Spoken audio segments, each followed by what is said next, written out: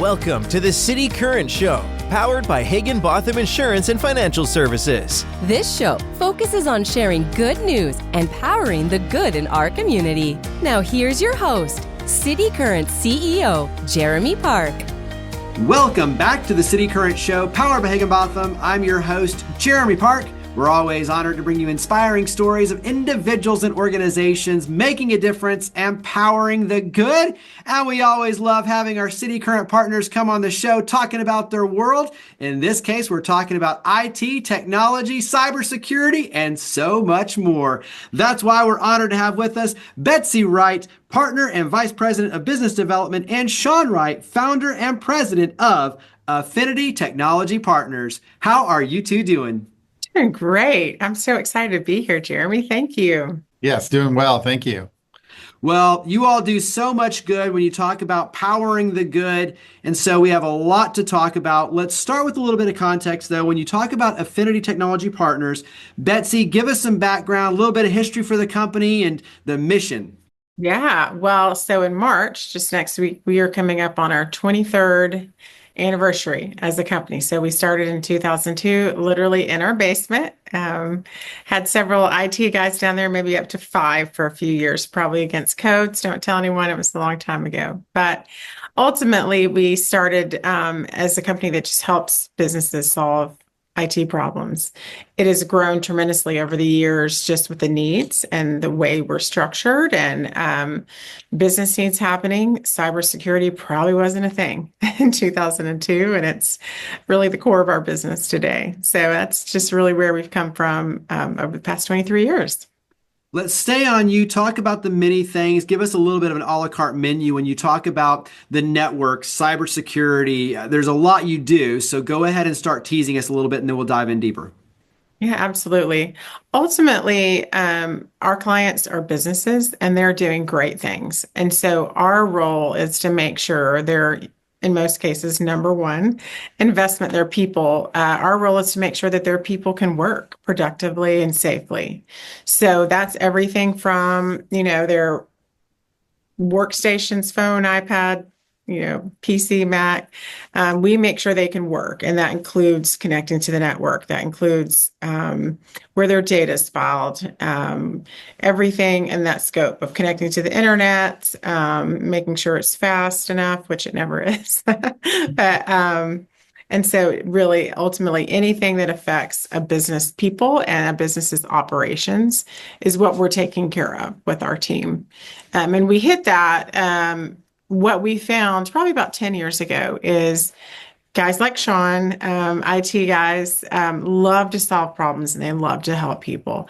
But what we found is if we just have this whole team of firefighters that are running to put out fires, who's preventing fires? And so that's really been a big change in our business in the last 10 years, is to identify people whose role it is to go out there, prevent the fires, assess our clients, make sure they're aligned with best practices.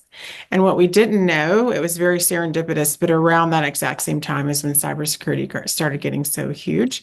And so they've just fit together so well over the last few years. Sean, let's switch over to you, because when you talk about that proactive strategic approach, where do you like to start? So when you're sitting down with a company and you're looking at, okay, all the different things from the devices we use to, where we want to go, what are the things that you're looking for? What are the questions you're asking? How are you starting to kind of figure out, okay, here's the plan, here's how we need to strategically address these? Well, ironically, I'm not starting with the tech of things, because it's really the people and the processes that have the most impact to things. And so you need to be proactive to be educating your staff. You need to be proactive to know, okay, where is my data living? Where, if I need to have conversations about how to prevent something, we need to understand the layout of the land. So what are your processes? How do you interact with your clients? How do your employees interact with other employees? Are they located in a building, or are they then remote across the country? How do you know if Tom is really Tom because he texted you, et cetera? So what do you do when Tom texted you and you don't think it's Tom? So those are processes. Those are educational pieces that really you want to get ahead of without adding technology first. Ironically, it's because it's not a matter of if, it's just a matter of when something may or may not happen. And so, how do you educate people so they know when something happens? They know where the fire alarm is in the building. They know I'm smelling smoke. So, what do I do? You're again educating on all sorts of levels.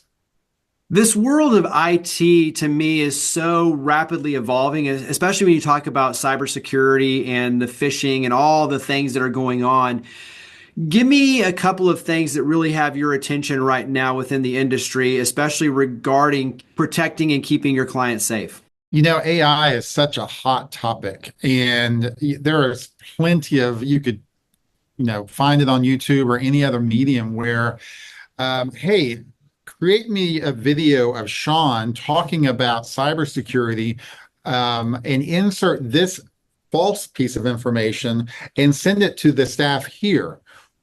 AI can create all of that at that point. And so it looks like it's coming from a leader within the company, but it's not. So it's evolved from the old messages that you got on email that was broken English to literally you can visually see the person and you think it sounds like them, it looks like them.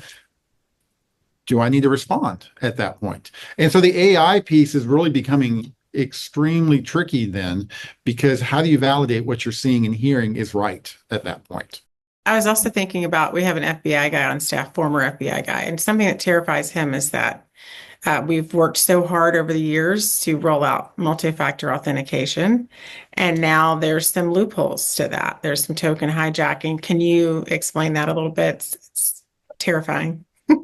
I'll try to in half a second, but we all love convenience. We all love going to a website and you're like, oh, my password's saved. That's perfect. Or I'm coming back to Amazon and I just was here 2 hours ago, so I'm just right shopping again. Well, there's a component within the web browser that is saving particular pieces of information. And what the bad guys have figured out is how to grab that piece, a token, if you will, while you hit a website. And so they'll grab and scoop the token and take it with you. Well, that token, or take it with them, that token is what identifies you that you're legitimate. Okay, so I didn't have to conveniently sign in again because I just walked back up to my computer. The token identified me. So they're hijacking that token. And when they have that, they can take it to Montana. They can take it to Florida. Notice I didn't leave the United States. I'm still in the US. So now they figured out, oh, let's stay in the US. Let's not go to Africa. Let's not go to the Netherlands or which other extra China or external company. We're going to keep it within the US. And the bad actors are grabbing information because they've taken the token that was convenient to have, super nice to have, but the convenience of it broke the security component. So there's a lot of work to go around on having to fix that.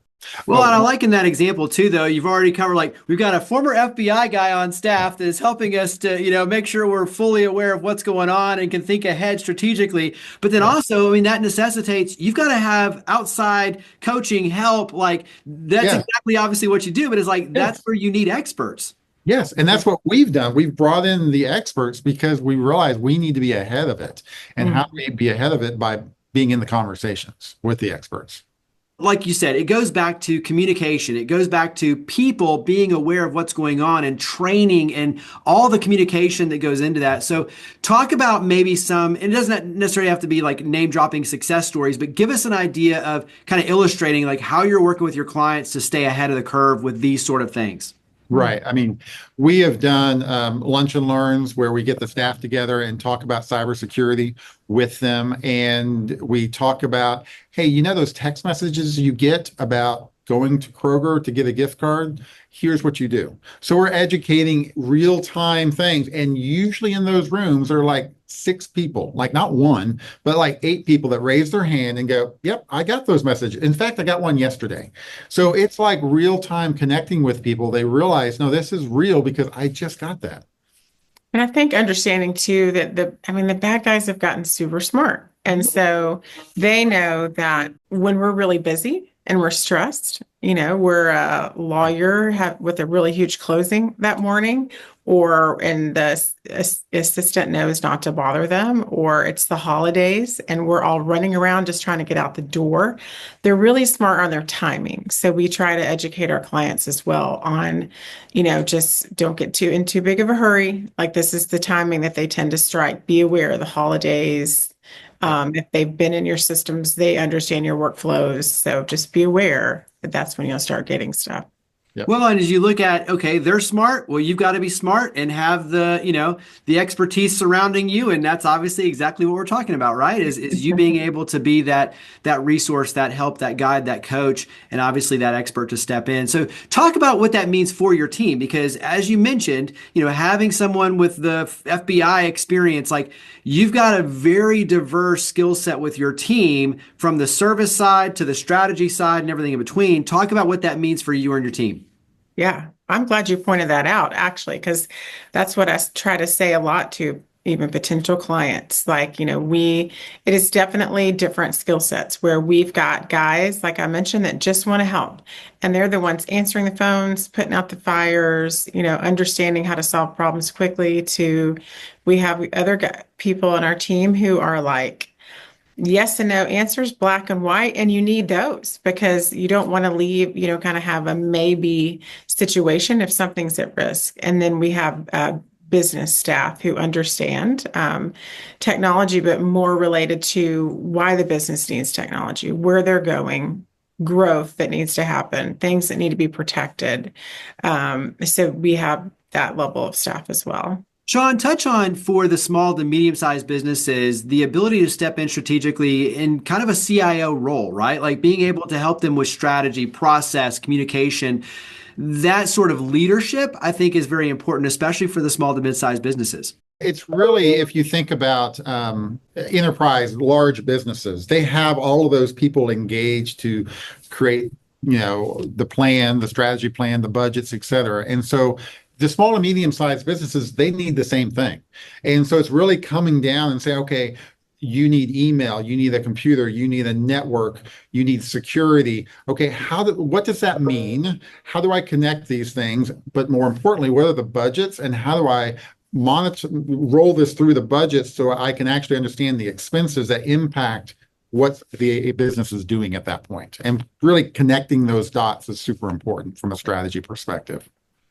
Betsy, let's switch back to you. Talk about community engagement. As you mentioned, 23 years. I mean, when you talk about your team, heavily involved in the community, obviously connected to the community. So talk about why community engagement, giving back, being involved is so important for Affinity Technology Partners.